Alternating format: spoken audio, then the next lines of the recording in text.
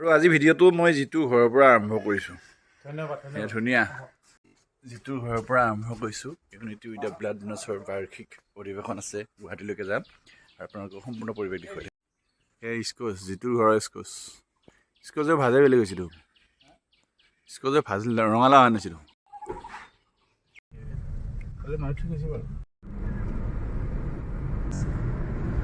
আৰু এয়া যিটো আৰু মই এনেকৈ আমাৰ আৰু পিছত গাড়ীত উঠিব মানুহ, আমি ভেবাঘাটলৈকে যাম আৰু ভেবাঘাটৰ পৰা যাত্ৰা কৰিম গুৱাহাটীলৈকে।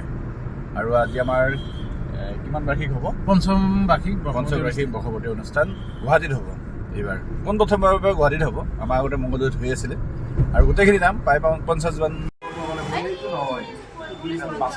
ৰৈ যাব টাইমটো খাই দিব আমাৰ। ৰাজুৱে ৰাতিপুৱা 7টালৈকে বিহু মাৰি এয়া প্ৰগ্ৰেমত যাব আহিছে। অৱস্থা এইটো তাৰমানে ৰাতিপুৱা চাব লাগে, ভাল লগা হয় এনেকুৱা হয় অৱস্থা। ঘুমি দিয়ে দেখোন নাই মোৰ। আৰু এনেকৈ নাৰিকলী মন্দিৰত যাম। নাৰিকলী মন্দিৰৰ পৰা যাত্ৰা আৰম্ভ কৰিম। শৰ্মা ক'ত যায়?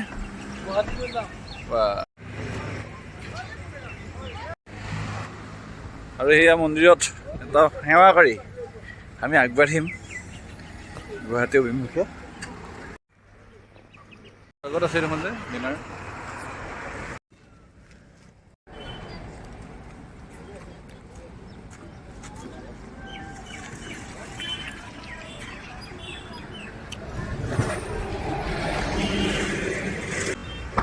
এইটো দিয়ে একবাৰ। আৰু গোটেই ইয়াৰ নাৰিকলী মানে গোটেই ইউনিটি হৈ গৈছে আজি সকলোবোৰ ড্ৰেছত আছে। কিবা এটা ভাল লাগিছে সকলোকে।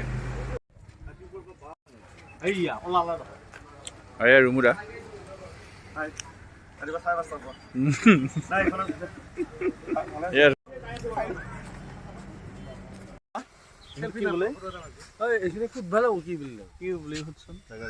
আৰু বঢ়িয়া লাগে এইখিনি। মানে আমি গুৱাহাটীত গ'লে এইটো চাইডে এইখিনি জেগা কি বুলি কয়? মদন কামদেৱ। আচলতে মদন কামদেৱ হয়ে। আৰু আমি মদন কামদেৱত আহি থাকোঁ মাজে মাজে। আৰু এইখিনি মই মানে বহুত দূৰত থকা বুলি ভাবিছিলোঁ।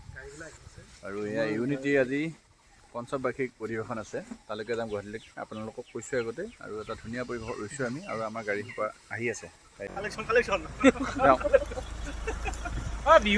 ইউনিটি গাড়ী বিহু এখন পাতিছোঁ। এটা কালেকশ্যন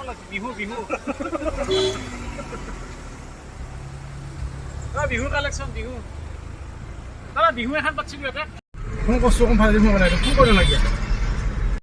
আৰু আহি আছে। হেল্ল' কৰিব পৰা নাই কাৰ কৰিলে দুবেই মানে গুৱাহাটীত দেখা আনিছে। কি মাৰি আছে তেতিয়াহ'লে? এইখন দলং হ'লে আমি সদায় ইয়াৰ গুৱাহাটীলৈকে আহিব পাৰিম। কিবা কিবি সৰু সৰু গধূলি বজাৰ কৰিব। আপোনালোকক দেখুৱাই দিলোঁ। আৰু এয়া পালোঁ বিষ্ণু নিৰ্মলা শিশু পুথিভঁৰাল। আৰু ইয়াতে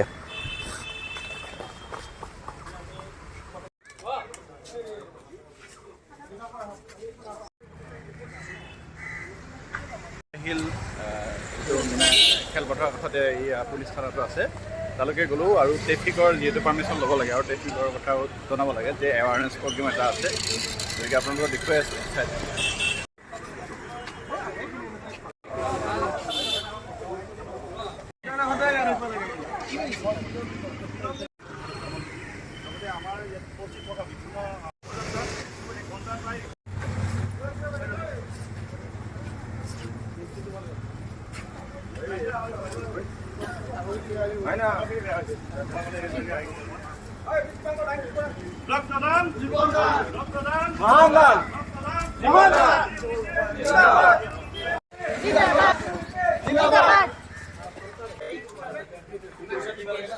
যে আজি গুৱাহাটীৰ মাজমজিয়াতে এনেকুৱাকৈ ইউনিটি উইথ দ্য ব্লাড ডোনেটছৰ পঞ্চম বাৰ্ষিক অধিৱেশনৰ উপলক্ষে এয়া সজাগতামূলক শোভাযাত্ৰা আৰম্ভণি কৰা হৈছে।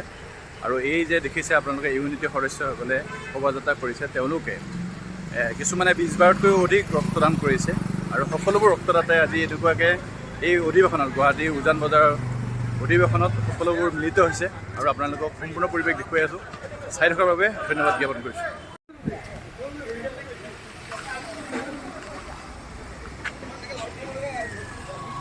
এয়া আজি আমি ৰক্তদান আমাৰ ইউনিটি উইথ ব্লাড ডোনেশ্যনৰ পঞ্চম বৰ্ষপূৰ্তি অনুষ্ঠান আমি গুৱাহাটী শাখাই আনুষ্ঠানিকভাৱে আৰম্ভ কৰিছোঁ।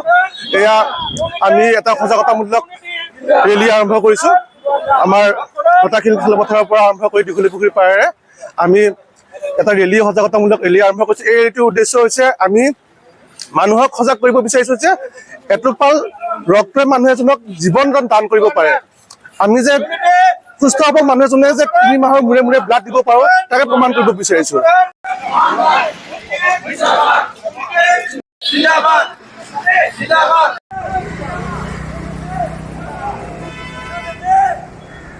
ধন্যবাদ জ্ঞাপন কৰিছোঁ। ইউনিটি উইথ ব্লাড ডোনেশ্যন আজি পঞ্চম বাৰ্ষিক উদযাপন কৰিব আমি কৰি আছোঁ আৰু এইবাৰ উদযাপন কৰিছে আমাৰ গুৱাহাটী শাখাই। আৰু তাৰে এটি অংশ হৈছে আমাৰ শোভাযাত্ৰা। এই শোভাযাত্ৰাত যথেষ্ট সংখ্যক আমাৰ ৰক্তদাতাই অংশগ্ৰহণ কৰিছে। সকলোকে ধন্যবাদ জ্ঞাপন কৰিছোঁ। আমাৰ এটাই উদ্দেশ্য যে প্ৰতিখন ঘৰৰ পৰাই ৰক্তদাতা ওলাব লাগে। সেই সজাগতা হিচাপে আমি আজি গুৱাহাটী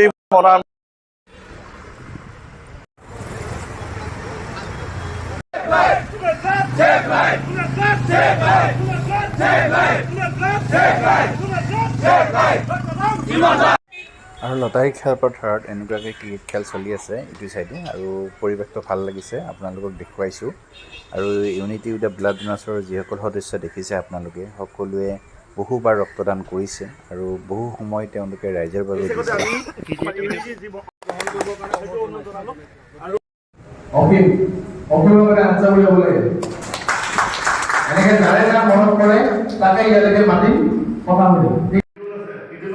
আৰু এয়া অন্তৰংগ আলাপ চলি আছে অনুষ্ঠানটো। আৰু আমাৰ ৰাজুৱে পৰিচালনা কৰিছে, ৰমুদায়ো সহযোগ কৰিছে ধুনীয়াকৈ। আপোনালোকক দেখুৱাই আছোঁ পৰিৱেশটো। আৰু তাতে এই অন্তৰংগ আলাপতে ময়ো 2 আষাৰ কোৱাৰ সৌভাগ্য হ'ল। আপোনালোকক ভিডিঅ'টোৰ জৰিয়তে দেখুৱাম।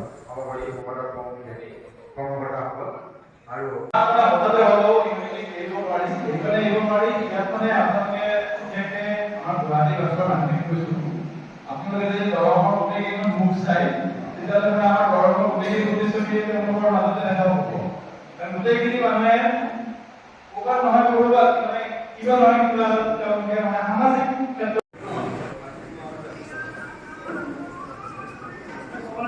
এতিয়া অন্তৰংগ আলাপৰ পিছত ভোজন বিৰতি আছে। ইয়াৰ পিছতে মূল সভাখন হ'ব। গতিকে আমি সকলোবোৰ ভাত খাবলৈকে যাম দিয়ক।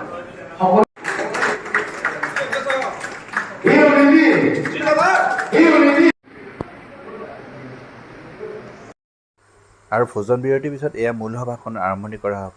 আৰু আৰম্ভণি কৰাৰ আগতে কেইটামান নৃত্যৰে আৰম্ভণি কৰা হৈছে। গতিকে আপোনালোকক ভিডিঅ'টোৰ জৰিয়তে দেখুৱাবলৈ চেষ্টা কৰিলোঁ ৰক্তদাতাৰ পঞ্চম বৰ্ষপূৰ্তি অনুষ্ঠানত কেনেকুৱাকৈ প্ৰস্তুতি কৰি কেনেকুৱাকৈ শেষ কৰিছে তাকে দেখুৱাবলৈ চেষ্টা কৰিছোঁ ভিডিঅ'টোৰ জৰিয়তে। আপোনালোকক শেষলৈকে চাই থকাৰ বাবে ধন্যবাদ জ্ঞাপন কৰিছোঁ। এইখিনিয়ে দেখিবলৈ আপোনালোকক আৰু যিসকল ৰক্তদাতাই ৰক্তদান কৰাৰ লগতে এইখিনি সময় দিলে বৰ্ষপূৰ্তি উপলক্ষে যিখিনি সময় দিলে সকলোকে ধন্যবাদ জ্ঞাপন কৰিছোঁ। আৰু আপোনালোকক শেষলৈকে ভিডিঅ'টো চাই থকাৰ বাবে ধন্যবাদ জ্ঞাপন কৰিছোঁ।